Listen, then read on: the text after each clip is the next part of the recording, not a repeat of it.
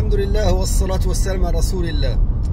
Grande frénésie, beaucoup d'attaques orchestrées contre moi dans les réseaux sociaux, mais aussi dans The National Post, dans certains quotidiens sionistes ici à Montréal et au Canada, parce que j'ai écrit comme quoi c'est une journée historique, que les Palestiniens on peut libérer des colonies déclarées par les Nations Unies comme étant illégales, que les Palestiniens ont pu franchir le mur de la honte, que les Palestiniens ont pu d'une certaine manière se débarrasser de leurs geôliers.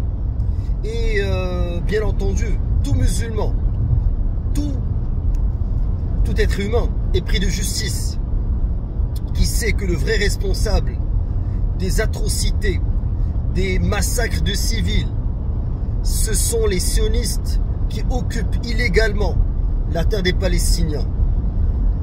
Toute personne sensée, raisonnable, sait que la cause principale de ce qui se passe en Palestine occupée, c'est l'armée d'occupation. Et toute personne sensée, raisonnable, sait que la solution, c'est que ces gens-là qui occupent illégalement ces territoires les quittent.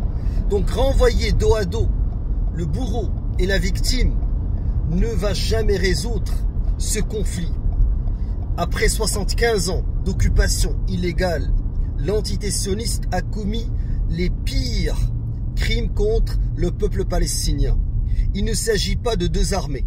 Il s'agit d'un peuple opprimé, un peuple qui subit l'injustice depuis 75 ans et une armée financée par les puissances de ce monde qui ne respectent aucun droit international ni national, une armée qui bombarde les civils avec du phosphore blanc, qui emprisonne des enfants, qui applique une politique d'apartheid.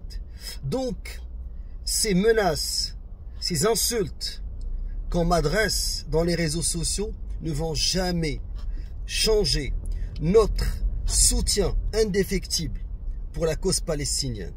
Wa in tansurullaha yansurkum. Hayakumullah.